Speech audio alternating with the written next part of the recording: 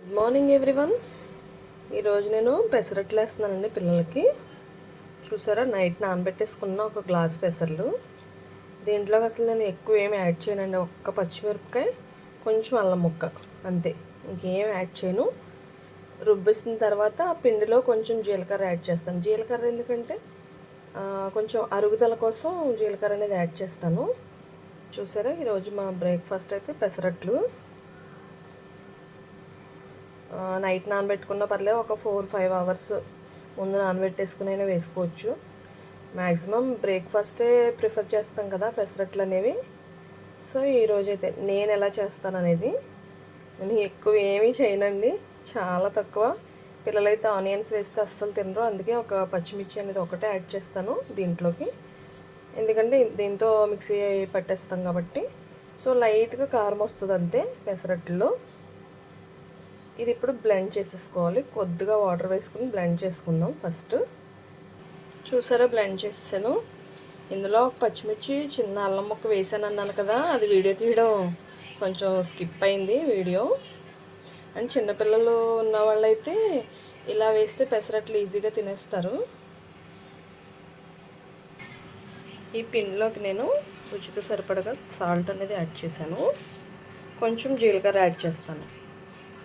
Onions అయితే వేయనండి, పిల్లలు తినరని చెప్పాను కదా, మా బాబు అస్సలు తినడు. చూసారా, జీలకర్ర ఒక 1/2 టీ స్పూన్ యాడ్ చేసుకుని ఒకసారి కలిపేసుకుని పెసరట్లు వేసేసుకోవడమే. దీంట్లోకి పల్లీ చట్నీ చేస్తున్నానండి. దీన్ని ఒకసారి కలుపుకొని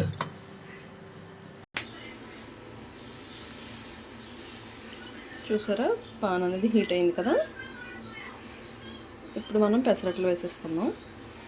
దోశలైనా పెసరట్లైనా ఫస్ట్ ఆయిల్ వేయకూడదు కదండి. ఆయిల్ వేయకోకుండా ఫస్ట్ వేసేసుకున్నాక తర్వాత ఆయిల్ పైన వేసుకోవాలి కదా, లేకపోతే అట్లనేవి రావు, విడిపోతాయి. చూసారా పెసరట్లు. పాపకి ఇప్పుడు బస్ టైం అయిపోతుంది కదా, ఫాస్ట్గా వేసేస్తున్నాను.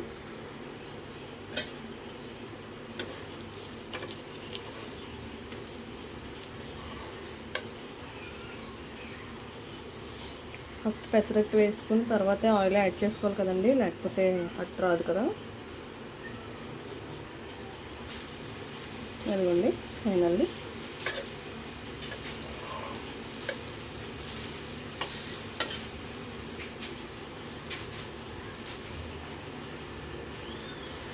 ఎంతమందికి ఇష్టం పెసరట్లు అంటే?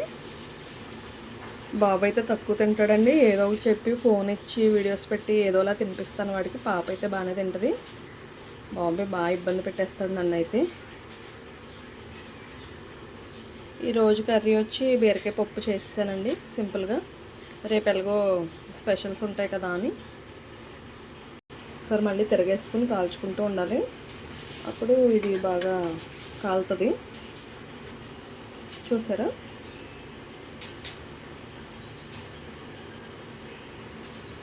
ఇది పెనం పెద్దదండి, దాని గురించి నేను ఈ సైజులోనే వేస్తున్నాను.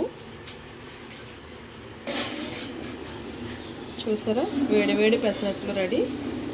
ఇంకా పాపకి పెట్టేస్తాను, బస్కి టైం అయిపోయింది కదా. నేనైతే ఇలా సింపుల్గా చేస్తానండి పెసరట్లు అనేవి.